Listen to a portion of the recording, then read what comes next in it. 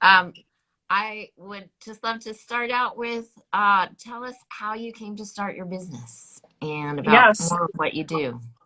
thank you. So, one, thank you for having me. And Yeah. two, so my business is technically a pandemic baby. That's how I like to start describing it. I started freelancing in January of 2020, and then like 2 months later, the world imploded. And so I was working on building my business and figuring out what even having a business meant while working remotely at my corporate job. And then I've been full time since October 1st of 2020. Yay! It's forever burned in my memory. I'm about to celebrate 2 years full time in business, which has been, I can't believe it's been 2 years because it feels like it's been 20 and 2 minutes at the same time. Like, Yes. It's the can you guys entrepreneur relate? roller coaster. Yeah, no, it feels very similarly to having kids. I have two daughters, and so it's like 1 minute they're babies, and then before you know it, they're teenagers, and it's like it feels that way kind of about my business too. Like 1 minute it's just an idea on a whiteboard, and the next minute like I have a team of people and there's regular clients, and it's like, did I do that? Like, so my I provide operations support for female, LGBTQ, and non-binary business owners. So that's strategy, execution. We work off of my core framework, which covers your processes, your tech, and your people. And through that, we build your operations infrastructure to make sure your business is set up to scale to the level that you want to see it grow to. I pride myself that we are different from other service providers in the fact that we don't have something that is so rigid. We meet you where you are. So while I have my process that I know works, it doesn't mean we can't customize it to fit where you are in your business and where you want to go. Because that's really what's important is it's not always about the revenue. Sometimes it's also about finding that life freedom or, working with a certain type of clients and just it's really important to me that the clients we work with are fulfilled in their business because we're serving mission centered business owners because my mission is to change the world through operations. And I want to do that by helping increase the impact of my clients. Changing the world through operations. I mean, you don't hear that often, which I mean, I love. I see it because I'm a business coach. And for me, I mean, this is where our missions are very synergistic, I think, right? Because we know that happy, fulfilled entrepreneurs have the possibility of having a beautiful ripple effect in our worlds. Yep, Yes, I awesome. agree. I mean, and when often, so my background is in retail and finance. And so oftentimes, particularly in the finance world, it really showed me the inequity that people in historically marginalized communities face when Hmm. trying to better themselves. And also, women are more likely as they grow and increase their wealth and impact to impact their communities and the world as a whole. And I want there to be more wealth and more power in the hands of those people who are going to grow and change the community, which will in turn change the world. And that was really important to me because there's so much inequity so often. And I have been fortunate and unfortunate, I guess, to have a very crazy life experience behind me. So I can bridge that gap and understand a lot of things that are very nuanced just from my own lived experience. Ooh, I love that. CPA doctor, changing the world through audit and teaching professionals how to pass certification exams. That's so needed. Oh, thank Yeah. you. That's very passionate. Yes. Passion is part of the fuel, right? And seeing the big picture vision is part Yeah. of the fuel that gets us through the day to day hardship and also like questions, the forks, every fork in the road. It helps Yes. figure out what's next. And you're a hypnotist Oh, too. wow. I love the multifaceted entrepreneur. I'm here for it. Like, I it's, love I, it. I think it's important to nurture all those different pieces of yourself. Absolutely. Speaking of multifaceted, Jesse C. Diener is here too, previous guest on the podcast and multi-interest talent, music, and I think of Jesse as how many bands do you have? That you can just have as many bands as you want that express the facets of ourselves. So, CPA doctor, yes, yes. Jesse, hello. So, I'd love to have you share what is your greatest joy in your business? Rachel? Mm. I really love being one to one with my client, and we're having a conversation, and they've just been very vulnerable, and we've talked through something, and seeing that moment. I'm sure you can relate, that moment where their eyes shift and like their posture shifts, and they just kind of have that like external sigh of like someone else sharing that emotional burden of this moment in their business and in their life. And that alone is just so incredible. To be trusted with that feels so empowering, and I do not take it lightly. And that's just where I find my greatest joy, whether it's with a client or with one of my team members, like just having that moment where you can see someone physically relax from sharing that with you. It's so incredible. It moves me every time. I love that you said that. This is something kind of new for me, finding confidence in myself just being, as opposed to deliver, deliver, deliver. I mean, I, it's usual marketing Yes. speak is like, here's the hard skills. When really it starts like the core is I'm here to help you feel heard and seen and loved, really, at a basic level is kind of what I heard you say. Yeah, it's a hard road. Entrepreneurship is not for the faint of heart. It's not, just living on a beach in Bora Bora, like traveling the world, eating fancy food. Like there's also those hard moments where you have to deal with clients pushing boundaries, or invoices not getting paid, or team members who need to be let go, or tech that breaks. Like there's those moments where you're just like, should I just throw in the towel? And like Yeah. having someone who you can have that moment with, really, I think, is the support system that encourages entrepreneurs who should still have a business to keep having one, because you need that. You need that space to talk to someone who's not going to turn around and be like, "You said you were going to quit. You have to quit now. You're too. You can't handle it." It's like, no. Like, Right. okay, take a breath. Like, how can I support you? Yeah. Well, and I love that, especially you being a systems person, operations person, that's like, oh, you know what this problem is?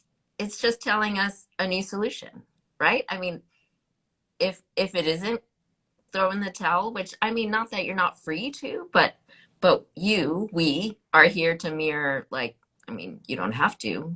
I can already see the way through this, right? And you can bring that, and that's the sort of sigh of relief also, right? On the other. Mm-hmm. Oh yeah, no. So for those of you who like personality tests and star charts, I am a reflector in human design. And so one of my superpowers is being able to mirror to someone what they need to see for themselves. And then in my Clifton Strengths Finder, my number one strength is individualization, which so that's my ability to really see clearly how the individual components come together for the bigger picture, and how to build a process, a tool, or team to achieve that greater goal. And like those are my core greatest strengths. And so leaning into that is really where I find the greatest joy, and where my clients and my team find the biggest transformation. And I think that's why it's so impactful to have those kind of conversations with people for me, because I don't know, it's easier for me to do for others than for myself, but like to have that moment where you sit across from someone and they're sharing something, and I can break it down and break it apart and then rebuild it the way they want it. I love that you said that. I mean, I say this kind of all the time, but we talked about this in our run through too, right? That like it's easy to know the right answer for others because we're not holding their blocks, right? But we know the right answer Mhm. and hold our own blocks. So this is what I call the Wonder Twin Powers activating, is when we, put our rings, our magic rings together, we get to like have the magic start. So I that's get that. part of what Wonder Twin Powers. If you're not of a certain age, this was childhood Super Friends Saturday cartoon. But I think you get the point. Is that Oh yeah. We're that big superhero fans in my house. Like that's where the name Mastermind Business Services came from, was when my family and I were workshopping what to name it. We're big superhero fans. And so it just Mastermind made sense. Like I am the mastermind behind all the businesses. their minds? Yes, yes. Stroking the cat, the hairless Yes. cat. I know I should have, well, not hairless. Well, that's not for me. I have two cats. I lovingly call them my fur demons. And they're sleeping right now, or I would show them to you. Well, and they sometimes they just, right? Cats will just like make an appearance, and it seems like, what what are we trying to say here? What did you need to tell me? Awesome. So let's just jump into the next part is usually bring your business challenge that you're Mhm. with, and I just love to remind everyone, no matter what phase of business you're in, starting or experienced, actually everyone has a business challenge. Even Yeah. if you know the answer, like we just said, we're all still walking through our own stuff, right? And So so true. where we bring it to each other. So what's the business challenge that you want to talk about today? Yeah, so I about a year ago, I decided that I knew I'd come into this space knowing I wanted to build an agency, and so I decided to go full throttle. And so I spent the last year building up a product suite and marketing and a team to deliver this, and got in, and I hated it. No. And it wasn't fulfilling. It wasn't letting me operate in the places that made me feel good. It was pulling me into a lot of places that did not feel great. Mm, And so I have, like, literally the last few weeks, it just happened last month internally, but we have stopped offering OBM, or online business manager retainer services. And I've, let go of that division of my team because I really didn't like the offer, the way it was structured, and the type of businesses that we were serving were not the type of clients that I wanted to be serving, like in the bigger picture of things. mm, And I want to have a business that's about more than just revenue.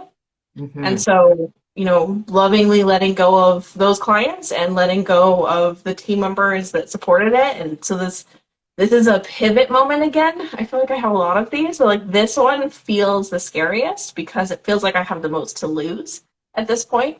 And so, like, my challenge right now is I guess rebuilding in a way of like what I want my team and my business to look like. I know what our framework is. I know how we help people. And just figuring out that internal piece of what does it look like day to day Mm, executing these things. So mhm. that's been like Almost like it's you know been the thing, and it's more like what's the delivery method to get it to people. yeah, and like how do I make sure that I don't build myself into a hole again? That like the business still well in a year from now, like I don't want to burn it all down again. Like a year from now I want it to be aligned and something that makes me happy. And so I've been very slow on taking on new clients, and like I've been just spending a lot of time evaluating and really working on what led me to this point. And so Yeah. like that's my biggest challenge right now is just coming out and pivoting what we're doing because we've become known as like the OBM agency. Hmm. Um, when really we're more, I want us to be more, I've always really wanted us to be more of an operations support agency. And so Yeah. it's like this transition piece. Like these are services I offered the whole time, Right. but the OBM piece on retainer really took over, and it wasn't lighting me up. I see. Yeah. So I and part of what I'm hearing is the retainer aspect is right, almost like it's what do you call it? The tool that instructs what the interaction looks like, Yes. right? Versus the a different way sounds more like let's strategize together. I'll support you in strategy, but it's almost more of a package that's like Hmm. here, good luck. Here's my support. Goodbye. Is that sort of more Yeah. So I like a really date? Yeah. I prefer like a project based. The problem that I found, at least for me, with being in retainer relationships of that level is we're managing your whole business. And so it's like it's very hard to do as a contractor, unlimited hours, to do within the scope and not burn out and also be able to help drive the results in the business. And in my experience in the industry, not all of the people, but a lot of times it becomes the business owner wants to hire an OBM or a DOO or an assistant or whatever, and just kind of like, okay, cool, I can relax now. It's like, no, Yeah. you still have to do the sales and the marketing. Like that's not what we do. Hmm. Um, and so it's became something that wasn't what I started out to do. And I only want to do work that I feel like is really driving an impact for business owners, and I don't want to be the person like managing your inbox and coordinating meetings, and not that those things aren't important because they are, Right. but I don't want to be the one responsible for that. Like I want, like you Yeah. said, like I want to be strategizing. And so the projects that I've loved the most, they've still been longer term. Like I've done projects that are 6 months, 9 months, 12 months, but Sure.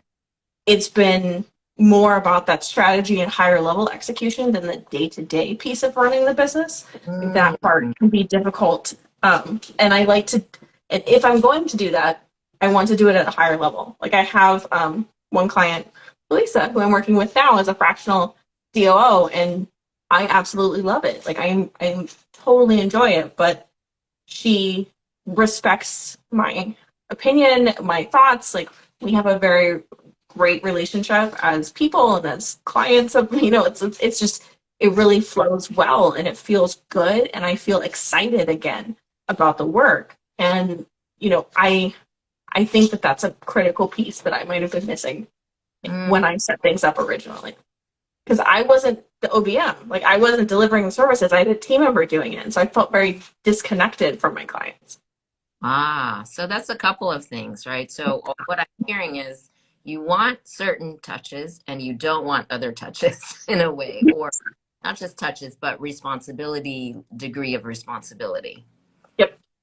I mean, I just heard you reflect some really great insights on, I mean, that sounds almost like, oh, so that's my new guidance.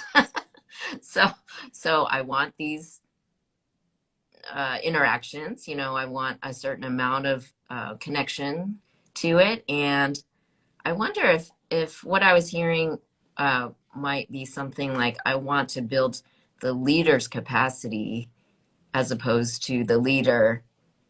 Oh, good, I don't have to do this anymore, and they. In some ways, it feels like almost like you being the clear driver of what what you bring and what they need to bring.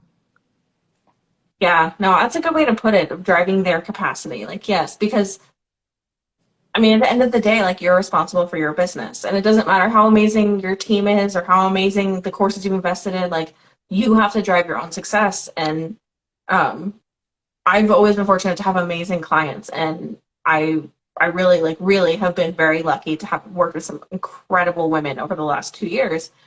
But something that I have noticed is very important to me is I am very ambitious and very competitive. And so like that's a piece that I think was missing from my, I guess, like ideal client profile before, was putting importance on like somebody who's ambitious. Like I don't want to be the one slacking you to tell you, hey, like I checked the revenue and like let's look at it. Like I want it to be where you're slacking me and you're like, hey, like how can we, like let's brainstorm. Like I Mm. want to have that dynamic with my clients, and I also want to be involved in those conversations. I found myself, probably to my team's annoyance, asking questions or reading their weekly reports, trying to like figure out like what's going on and being like, oh hey, I saw this in your report, like what if we did this, or like inserting myself when I didn't need to be, which then makes the offer not profitable.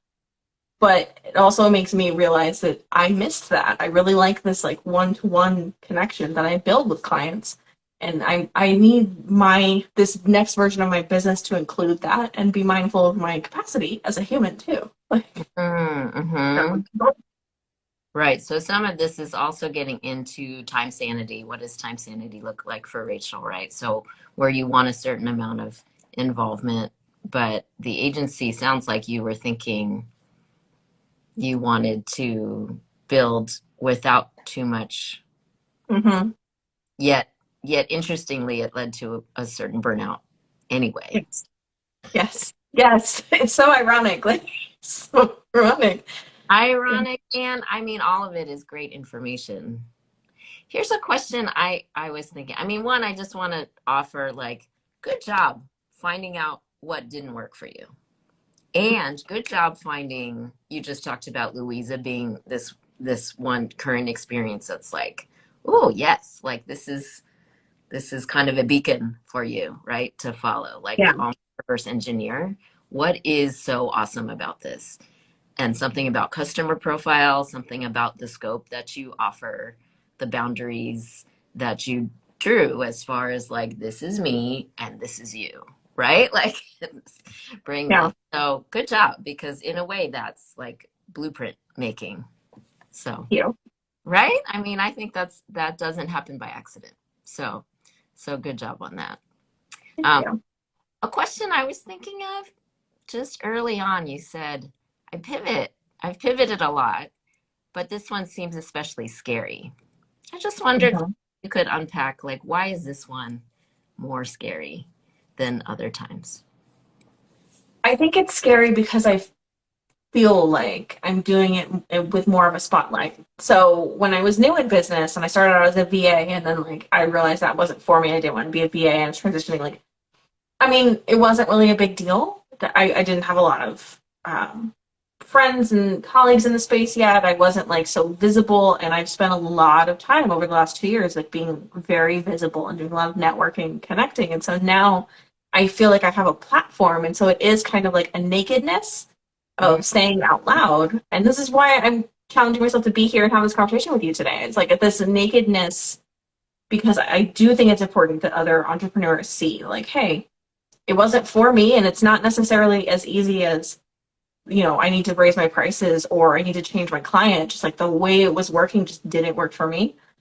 And this, so that it's important to me. I really want to do that, but that's what makes it scary at the same time, is that like level of vulnerability and like opening myself up to outside feedback and critique. And it is scary. It's like a scary moment. Then I have a team, and I had clients that we actually were like, hey, we're not going to renew our contracts in like a few months. Like the kind of conversations, there was a lot of buildup to get to this moment. And so it feels a lot more, if that makes sense, just more. yeah, well, for sure. You built up the people. The way I talk about it in my coaching is you, like entrepreneurs, get to build this awesome little kingdom or big kingdom, right? But this subset of the world you're building, and you invited quite a few people in at this point, right? And that's so Yeah. beautiful. And it means, as the leader of this kingdom, you Mhm. get to say what works for you today and what works for you today and what works for you today.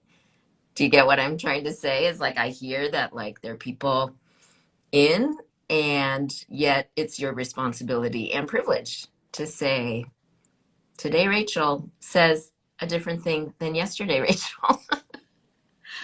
So I can appreciate it. And also I'm trying to affirm like how brave, and what do I want to say? Like, this is a beautiful message that you're modeling for everyone, that you get to change at any time to align with your integrity. And everyone should do that too. Like I find my clients too often are deeper in the hole because they're too afraid to renegotiate these things. Yeah. So good job. Good job. Thank you. Doing Thank your best, you. right? And you fulfilled contracts. You know, it isn't like you just went like, because this is what also happens, right? Bye. Exactly. But it's usually because you're like, here's the other analogy, like business owners will be like, the water's rising, I can't take it. And then they just like, I gotta go. You know, like they don't exactly manage the renegotiations as well. So you, Mhm. purpose, looked forward and said, this is no longer working for me. And I love to say also, like the people who are for you would not want you to be like, I don't really care if you're drowning. You need to be here for me. Right? That doesn't Yes. make sense for them. So really you're saying this for everyone who is in this kingdom, It's a good right? reframe. Yeah, that's a good, thank you. That's a really good reframe to take in when I I start to have that ugly fear damn and be like, someone's gonna judge you. I'd be like, no, I have even if they do. that says if you want to grow, you you're going to have to reconcile yourself with people judging you. And Yep. right, because like you're going to have an audience of even 10, small audience, really there are people judging. I mean, that's Yes. right. And all of that is none of your business. I find very freeing to say it like that, right? Whatever is in this little space of others is none of your business. It's not your story, right? It's not your burden. And I like that. trusting you, right? Like I don't question that it no longer works for you the way you worked before, because I trust you to know that and applaud you to know that. Really, again, many people are like, nope, this is fine. It hurts, but I'm gonna power through. Yeah. And that's how we get into that space. But It's so easy to get into that space. I mean, I was doing that for a few months of just like, okay, it's only hard now because I'm growing, or it's only hard now because I need to hire this person, or it's only hard now because, and it's just like, okay, but then as each thing happened that I was saying it was only hard now till, it's like, when does it stop? I mean, I got up to a team of 11, like we had a lot of projects and retainer clients, and I was always in sales calls and doing all the things, and it didn't feel good anymore. I just want to, I mean, I feel at 11. I mean, that's a lot of renegotiating. Yeah. I feel it. And yet, and it's fair actually to like have some time where you're like, there's some pain here. Let's try to understand what's really happening. And sooner better, right? As soon as you're clear to unwind the knots or whatever, right? Unbind those places. So I hope that's helpful just for your own clarity, because it doesn't, I mean, good news, bad news. I have no answers for you, except I offer you the, almost like I want you to feel more free to listen to yourself, right?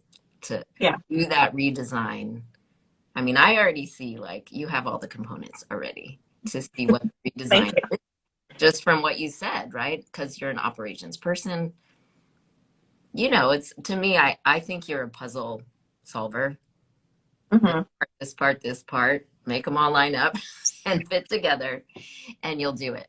So I hope that's helpful. Like, and you'll see, just to finish the sentence, the thought is you'll see the solution better when you're not feeling bad about needing to solve this puzzle, needing to do it for yourself.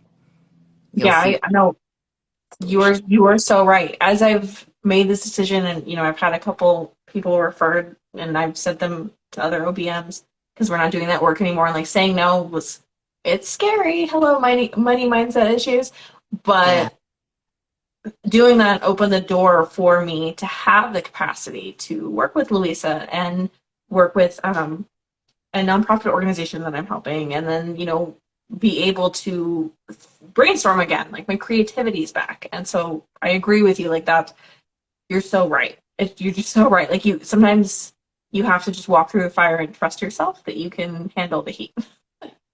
Just like you trusted yourself to say, I don't enjoy this. This is not right. Like you heard that, and that same guide is there for you for what is next also. Oh, so beautiful. I also just wanted to reflect how amazing that you were in sales calls and you had plenty of clients. I mean, this is where I love to work with clients who it's not lack of dollars. I mean, like you're kind of in a river of dollars, right? And now you're just almost like changing the pipeline, what gets allowed, the dollars that come in. I mean, that's a pretty juicy problem to solve. You know what I mean? Oh yeah. No, it's a very privileged problem. I definitely I really am very thankful and to all of the clients that we've had, and I mean, even when I told the client like this is the way we're going, like nobody was upset. I mean, and one of them who we've been working with since February, like when she's incredible, and I told her I was like, we've set your business up, like someone else will be able to step right in, and I wish you the best, and this isn't goodbye forever. Like we're friends now. It's very like, but I'm back to something you said earlier in our conversation. Like it's important too for them, because if I'm feeling crappy, then that will show up in our deliverables and the service and the energy, and then I'm bringing that to their business, and that's not fair to them either. And so, or to my team members, they need a leader who is clear-headed and actually leading the ship and not just being like ah. So it's very good for everyone involved. It's just the first step is the hardest. Yeah, and if I could offer, trusting that that person can find someone who is the right fit, right? Part of that. And I mean, the other thing that hit me as you were saying it is these clients, couldn't they also be the clients for the new offering? And you could be saying, I know you think you want this, but I can see this really working. I mean, you're not telling, but you can say, like, actually, you can do this. I'm going to show you how you can do this. Is that, I mean, does that seem possible or a fit? Yeah. Yeah, I think it could be. I think there is a level of readiness someone has to be at to invite a thought partner into their business. And it's taken me a long time to understand that it's more than just like finding a good client is more than just someone who pays their invoice on time and is a decent human. Like it's also, they have to be ready, because it's one thing to hire an assistant, and it's another thing to hire someone who is going to sit in the room with you and create business plans. Like those are different roles. And I think the fact that I have clarity on that now is why I'm finding the clients who align with that. Amazing. So as you were talking, I was just picturing your growth in your self-concept, right? I heard VA to thought partner. Bravo, right? Like this is you seeing your power. Like, wait, I'm not an assistant. I got this. Like I see things they're not seeing. So Oh, yeah, Jesus is so glad we found each other. Uh, yes. I being love working with her. in the room with Louisa, woo, I can just picture fire on fire on fire. We have excellent sessions. I always leave them feeling energized and not drained, even though we do a lot of work in our short time together. But I feel like energetically, like I just want to go. I'm like, yes. And that's how I know that working with her is so aligned for me, because I just feel energetic after our calls, and not just before them. Again, blueprint, right? Louisa equals ideal client. Why? What are the things about Louisa that makes you feel like that, right? Yeah. That, I mean, I think it really jumped out at me when you said creativity is back. Because that's everything, right? That's the thing that you can get up in the morning and be like, today's going to be a good day, right? Like that feeling, Yes. instead of like, I gotta make the donuts again. You know what I mean? It's like total, Exactly. when you're just lit up. And of course, that energy is like almost like self-renewing, like perpetual machine in a way, and gets to just keep filling. Yeah, you have to hold space for it though. That's something I've learned the hard way. It's like I can't pencil in creativity on Tuesdays at 2. But when I'm feeling that creative moment, then I've tried to build my schedule in a way where I can sit in that. And whether that's for me or for a client, just being able to sit down and map it out. Because when I'm having my creative juice, like I can do a week's worth of work in a day. And it's like, that feels really good. I'm very accomplishment aligned. And so like I Yeah. love achieving things. I Well, try I try not to work in my flow now. yes, in your flow. So this is how, what I always ask clients is, is there like my flow is in place, like ready, ready to go after I do XYZ practices, like developing that practice that leads to that. And sometimes it's just the beginning of consciousness about what you already do. And sometimes it's also just, well, I don't have a practice. And then you just try things. I'm a big fan of journaling, and I start with the big picture call, the big picture, like I am the person to offer this thing that I need to offer today. I kind of gas myself up. You know what I mean? Like Yeah, you have to. self-belief, self-trust. And I just write to myself. It's like a letter to myself. So do That's you have beautiful. that? For me, I like being in the kitchen. I really love cooking and baking. And so I noticed that if I spend my weekend um, with my family and like getting things done, like I feel, I guess, replenished. And food is a love language for me. I love food. People, when I've been on podcasts and they've asked like, "What's your hobby?" I'm like, "Food."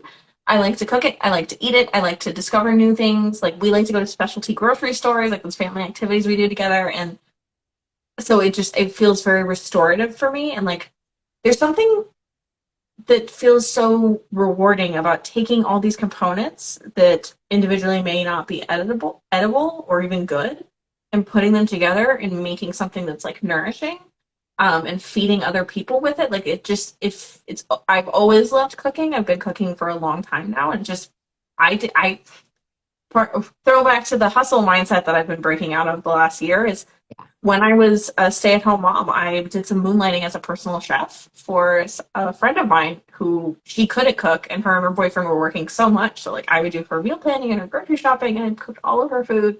Right. And I used to during the pandemic even I sold food on Facebook Marketplace. Like I Wow. I've always loved cooking and baking, and it brings me a lot of joy to get to do it.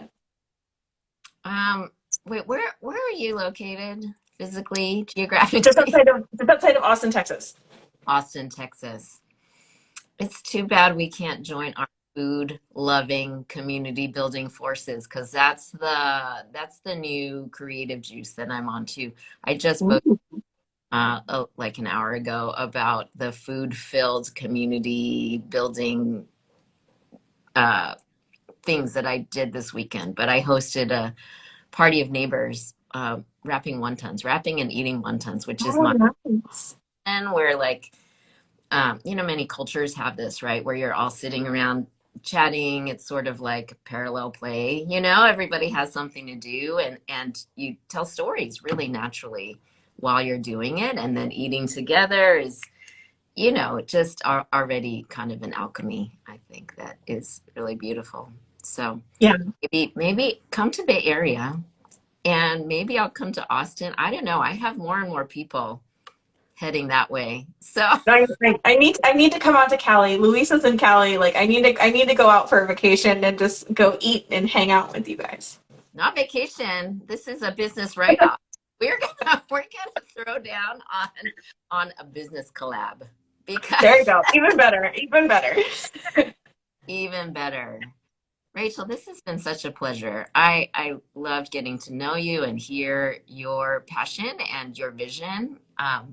And I think it'll be another time where we have a conversation about, can you help me with operations? Because Yes.